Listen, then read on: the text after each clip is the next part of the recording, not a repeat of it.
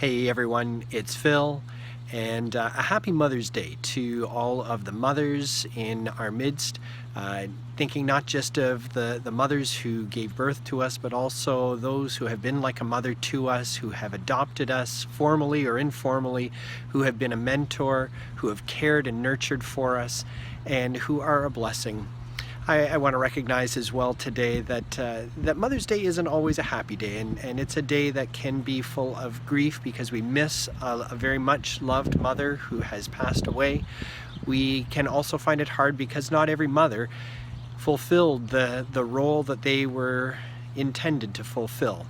And so sometimes there are feelings that are angry or disappointed as we think of what we wish we had had.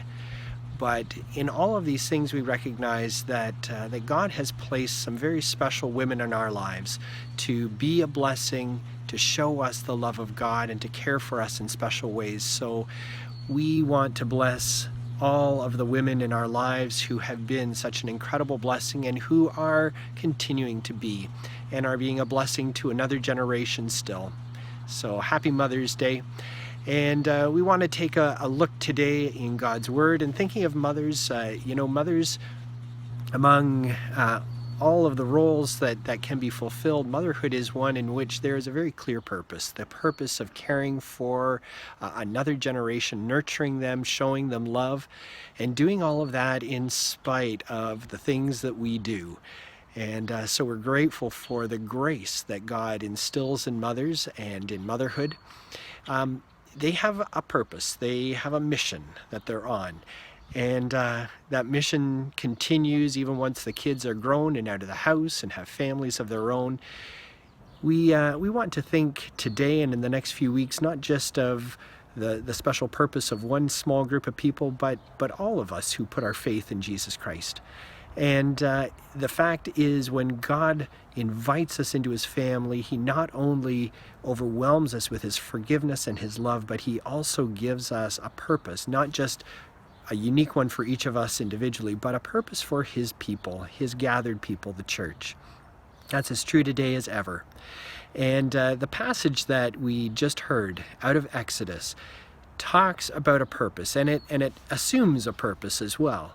If you're not familiar with that passage, it's God's people, the Israelites, who have been slaves in Egypt, and God is preparing to set them free, to take them to their own land where they will become his very special people, a nation that will be a blessing to all the other nations around them. But for the moment, they're still slaves under the thumb of Pharaoh, and Pharaoh is unwilling to let them go. It's interesting in this passage because it's not just Israel who has a purpose, but we catch a glimpse of the purpose that God has given to Pharaoh. And it raises the issue that, does God only use me when I'm willing? Can God only accomplish his purpose when I say yes to him? It also raises another question, because we believe that the purpose we're given is one of blessing the nations, and today it's one of blessing all people with the grace, the good news of Jesus Christ, his mercy and his love. But does God only show his love and his grace when good things happen? If going to the first question, if God's purpose is only accomplished when I say yes, well, then it's almost like he's not really God. He needs me. And, God is actually sovereign. He's bigger than me. So we would assume that he doesn't actually need me. The second question, can God only accomplish his purpose when things are good? Do we only see his grace when things are good? Well, again, if that's true, then God's purpose comes and goes, because we've seen so many hard times down through history. As we look at this passage in Exodus, though, what we see is that God's purpose is accomplished whether we like it or not, whether we agree to it or not. And God's purpose of blessing the nations and showing his grace happens even when dark and terrible things are going on. It's interesting that when God calls us, when he creates us for a purpose and invites us into that, we can resist that. And I think that's because when we look at what God has done, we're sometimes challenged and actually are envious of what God has. You know, God is a God of grace, but sometimes we look at the grace he offers and we say, I don't want that grace. I want something else. I want a different blessing in my life. Or we look at God, who is a God of glory, and we think, well, I want glory for me. We can also look at God and say he's a God of power, and power is something that we also all long for. So the very things that God has by nature are things that we grasp at, and it shapes the way we respond to his purpose. As we look at Moses and Pharaoh, Moses was willing to be a part of what God was doing. Pharaoh was not. In terms of God's grace, I mean, we could look at this whole situation. I mean, we're looking at plagues in a whole nation, and we ourselves could say, well, where is the grace in this? Where is God's grace? And yet it's throughout this whole situation. You know, for one thing, the passage we read is the 7th plague that God sent. It wasn't the first. God was trying to get the attention of the Egyptian nation. And each time he sent Moses ahead of time to give them a warning, to give Pharaoh a chance to respond positively. We can also see, even in this passage, if we look in verse 19, that God gives them a chance to prepare for what's about to come. He says, you know, give an order to bring all the livestock and everything that you have in your field into a place of shelter. Get ready, because I am about to send hail on all of the land. You know, God is being gracious. He doesn't have to do this, but he is giving them a warning. He's giving them a chance. He's giving them a chance to prepare. And what we see as we read through all of the plagues is that there are people in Egypt who are listening and responding. Egyptians who are recognizing that what God is saying they need to listen to. But Pharaoh does not. And that's in spite of the fact that God very graciously created Pharaoh with a purpose. We see it in verse 16. He says, but I have raised you up for this very purpose, that I might show my power and that my name might be proclaimed in all the earth. Pharaoh was intended to show the power and glory of God. He could have done that by cooperating, but God wasn't going to let his mission stop just because of an uncooperative Pharaoh. God's grace comes through in his purpose, in his mission, and it comes through whether we like it or not. Whether we like that grace, you know, Pharaoh wasn't very fond of what Moses was saying. He didn't even take the warning as something that was a blessing for him. He wanted the slaves to stay. That was the only blessing he wanted. God is a God of grace. God is also a God of glory. And as I said, Pharaoh was created to help show God's glory. You know, that's the purpose for all of us, is to, by our lives, show how glorious and great God is. But pride gets in the way of that. You know, I think all of us long to have the spotlight on us. All of us long to have people pay attention to us and maybe look up to us. But that's a glory that really belongs to God. All of us are human. We make mistakes, you know, and not one of us lives the perfect kind of life that others should be emulating. We all need to point people to the one who is truly glorious, and that is God. You know, where we see in verse 14, where it says that the Lord is saying that there is no one like him in all of the earth. And that's really what it means. His glory means that there is no one like him. We are not like him. We may long for glory, but the glory that God has is not for us. And instead, our purpose is to point others to him. Moses kept pointing Pharaoh to God's glory.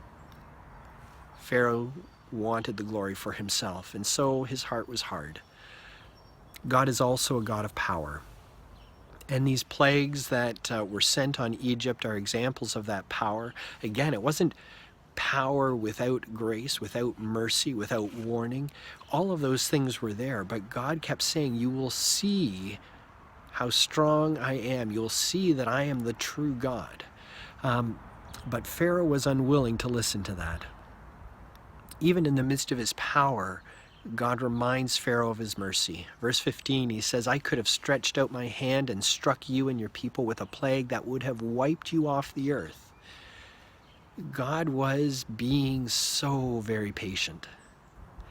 waiting for them to accept that he's the one with ultimate power. But Pharaoh was clinging to power. Was he stopping God from accomplishing his purpose? Not at all. God was going to use Pharaoh to show just how powerful God is and how weak, honestly, Pharaoh was. You know, we can grasp at power for ourselves as well. We can want things to go our way. We can try to arrange them so that they go our way to make us look good, to make us look like we're in control. We're going through a time right now, though, when none of us is completely in control. We never were, but it's more obvious to us now. God is the one who's in control, and the question is, are you going to be hard-hearted about it and wish that you had the power? Or are we going to accept the fact that God is the one who is sovereign, that he is the one who can be trusted? The question really in this is, which side do you want to be on in the midst of God's purpose? Because standing against God isn't going to stop God. God still freed his people from Egypt. Pharaoh, however, was humiliated and ultimately killed in the process. He kept pushing and pushing to have the blessings he wanted, to have the glory and the power that he wanted, and it backfired completely, and he's not remembered fondly for that. Or we can be like Moses, who humbly, consistently delivered the message of God, gave the warnings, spoke of how great God is, gave messages that included the grace, and pointed to God over and over and over again. The grace that God gives is for him to decide. The glory and the power are his, not ours. And our role is to be servants, humbly receiving whatever honor God may bestow on us or not, but serving him because he is the one who is good and great. We're going to continue to look at the mission that God has called us to, but we had to start with the fact that the mission we're called to is founded on God's power, God's glory, God's grace. And it's not based on you and me, but God invites us to be a part of it. We will be a part of it, one way or the other, like it or not. But the question is, will you be part of it as a servant who is humbly cooperating with what God is doing? Or will you be hard-hearted like Pharaoh? Will you decide that you want things your way? The good news is God keeps calling. He called to Pharaoh 10 times. He keeps calling into our lives, inviting us to be a part of what he's doing too. And today is a good day for us to say yes to him. To say, I need your grace, the grace that you offer. I want to be a part of the glorious kingdom you're building. I need your power at work in my life, and none of these things can I get for myself. I just need to throw myself at your mercy. And God is good, and he responds. So turn to him, and well, I hope that we will stay tuned, because we'll keep communicating. I hope you stay safe. And I also hope you stay the course, because life in Jesus Christ is worth it.